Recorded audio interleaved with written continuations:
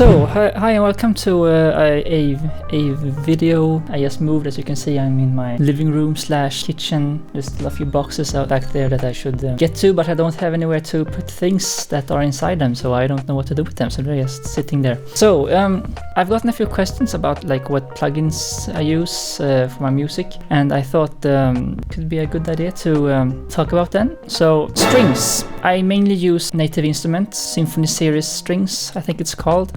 They're a bit finicky. I mean, I used them because that's like the first proper string library I got. I bought the full, complete, what do you call it?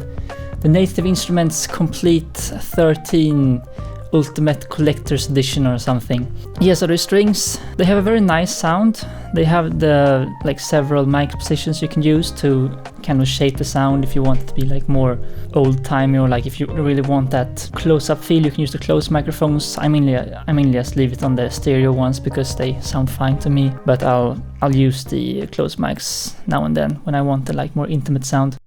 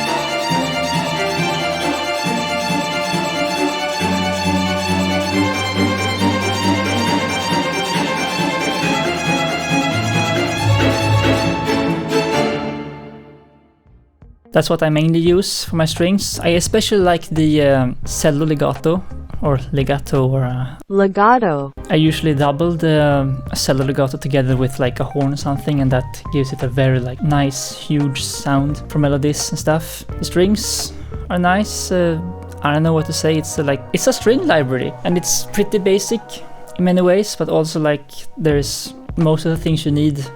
It's all in there. I have heard of like cinematic studio strings, and especially like the Spitfire studio strings, I think it's called, or like whatever their like workhorse libraries. I've heard that, and I'm really like curious about how that is to use. But I have a couple of other string libraries. I use the ATU Anthology Strings a lot. They have like these chordal patches, which for some reason are hidden away in the like menu, or like the folder structure, like you can't find the NKI presets or in Contact or whatever. But yeah, their chordal patches are essentially like polyphonic string legato patches, or like polyphonic string patches basically. So you can play a chord and it'll like automatically understand which note to play legato with, and you can like do all that. But yeah, if you put together the like chordal patch for the string, the violas, the cellos, and the basses, you essentially get a polyphonic string patch, which is very useful in many cases, because I don't have to like split every instrument by their own MIDI channel and like do all these like intricate routings and stuff to get the like proper string transitions between the chords to work as I want. I don't know how to put it, but you understand.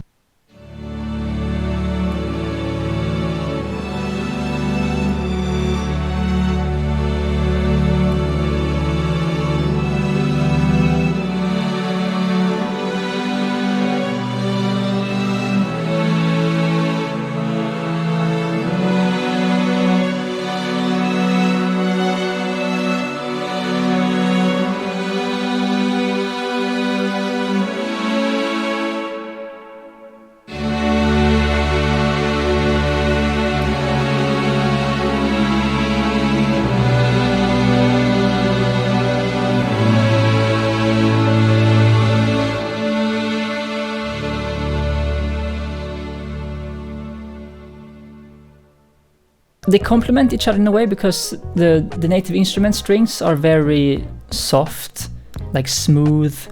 They're very hard to like, you can't really make them sound angry in the same way that you can with the Anthology Strings, because Anthology Strings are recorded very, I mean, they have room mics, but they're not very, they sound very harsh in a way, very, very bright. And it lends itself, it works with some things, it doesn't work as well with other things, but if you put them together, you'll get this like very full string sound, because the native instrument is very soft and the 80 Anthology one is very bright. And together with that, I also use Orchestral Tools Helix, like their free string library for their sign player. And yeah, those strings are good. There's no like legato or anything. There's just the sustain patches, and there's staccato patches, which are, or they're like staccato. They only have one sustain patch and one staccato patch, I think. I don't remember. I'm too lazy to go in and check. Those are the ones that I only use anyway.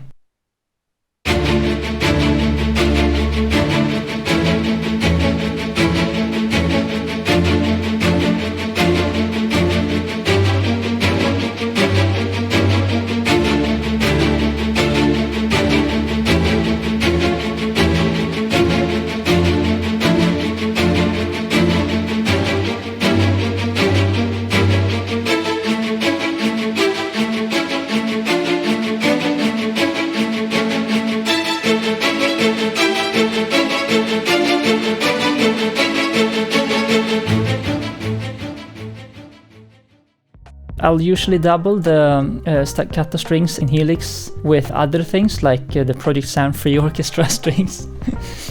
Lots of free stuff here. And I might use the staccato things, the staccato in the Native Instruments Symphony series, string ensemble. Yeah, I don't think they're as good. Let's talk solo instruments. The only thing I basically use is Joshua Bell violin. I think that's the best solo violin string library there is.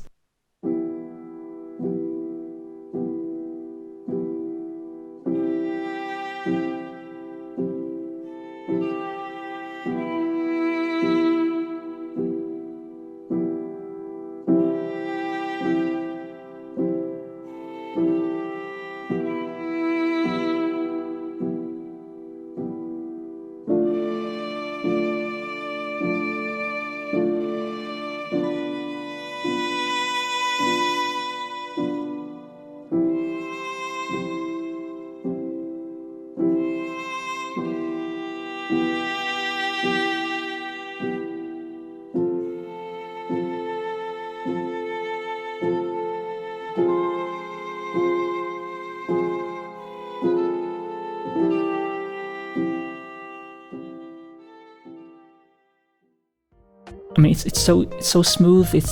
They have all these extra sounds, key switches, playing styles. They have all these extra techniques, which are sometimes really useful, especially when you want to score something for strings but have it be a bit smaller. You don't want this like huge orchestra sound. You just want like a small string section. I might use that together with the Anthology Strings. And for other solo instruments, I mean, I have the Tina Guo thing. I have the Tina Guo Cello Volume 2. I don't know why I only have the Volume 2. There's a Volume 1 apparently, which I didn't know about. I thought that Volume 2 was an update and not an actual separate product. So I might get that when I can. Really like that one. The sound is really full and emotional, or like all the things I want basically for my projects. Native Instruments also has some solo string libraries, like their Ceremonial Quartet series, I think, and I have them, I use them, but I know that they're very like strict, and I don't know if like classical is the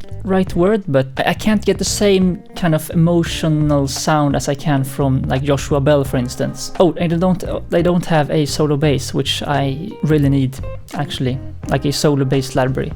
I know Embertone has one, and like that's the one I'm eyeing right now. But yeah, I think that's everything for string libraries. I mean, I have a few more actually, but these are the ones that I mainly use. Next up is woodwinds.